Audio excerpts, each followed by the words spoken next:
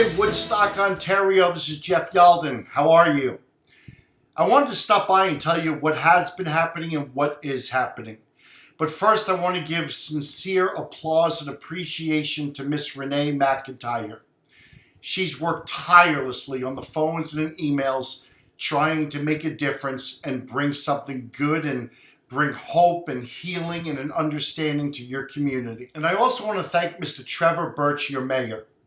I want to thank him for his support. And Thursday night, 6:30 p.m. at Oxford Auditorium.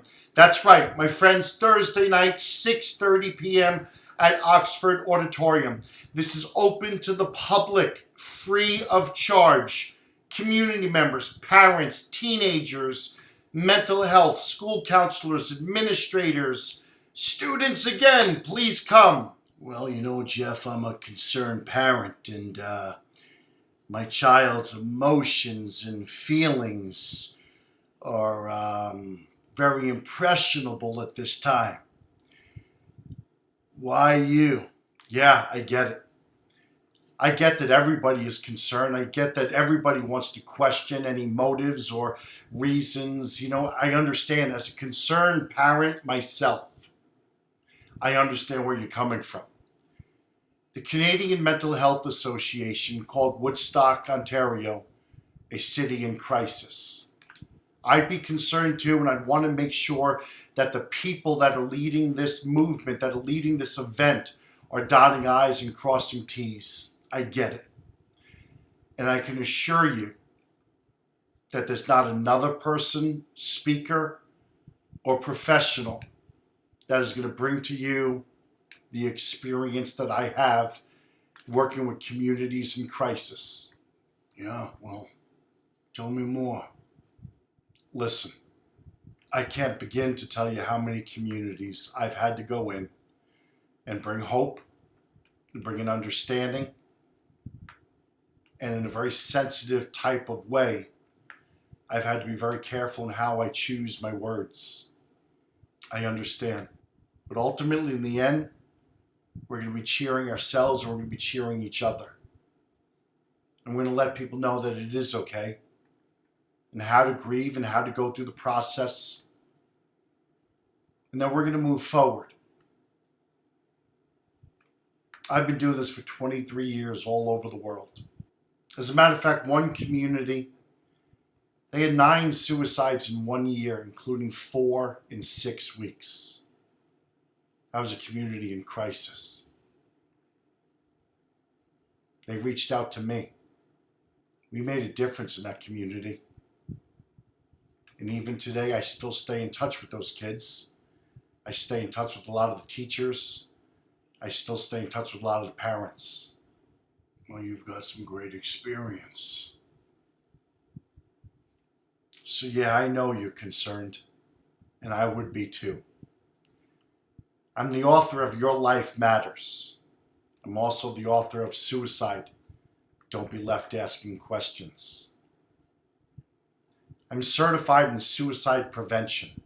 I'm passionate about my work, not just with teen suicide, but for 23 years I've delivered high school motivational assemblies that bring back school spirit and bring back school morale.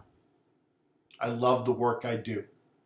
As a matter of fact, it's the kids that afterwards say, you know, he tells us what our parents would say, but he just does it in a way that we want to listen. Yeah. Long Island Newsday, one of the biggest newspapers in all of New York. They featured me and they called me the unlikely life coach. I can't tell you the families that I've worked with, but there are many families that have called out to me to help them as a family to communicate. MTV Made. I did a show with them. I had to help a young lady find purpose and direction in her life. And that show was seen by over 75 million people. In my career, I can tell you something. I've touched hearts and I've changed lives. As a matter of fact, I know that I've saved lives. Oh, your work is impressive, eh? Good. We'll welcome you to our community. I'm coming and I'm bringing my heart. I'm coming and I'm bringing my experience. I'm coming, I'm going to answer questions. And I'm going to bring a hope to a community that is hurting. So again, Thursday night, 6:30 p.m., Oxford Auditorium. Friday, Saturday, and Sunday, the schedule will be coming out. If you have any requests, people that you want me to meet with, please contact Renee ASAP and we'll get you on the schedule. I look forward to it. My kids look forward to it. Thank you. Thursday night, 6:30 p.m., Oxford Auditorium.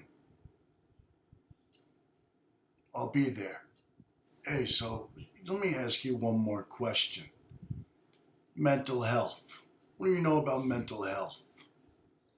Yeah, it's a good question. I appreciate you asking me about that. Mental health and psychology is really all I've ever studied. But if you want to talk about me and my mental health, I'll try and wrap it up, but I'll tell more when I'm there. At 16 years old, I was hospitalized for being depressed and suicidal. At 21 years old, while I was in the Marine Corps, I was hospitalized again.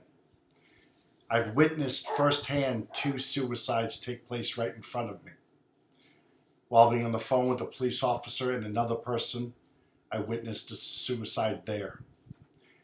8 months ago, I suffered an injury during CrossFit that sent me spiraling backwards. I do suffer from major depression, and I'm diagnosed with PTSD.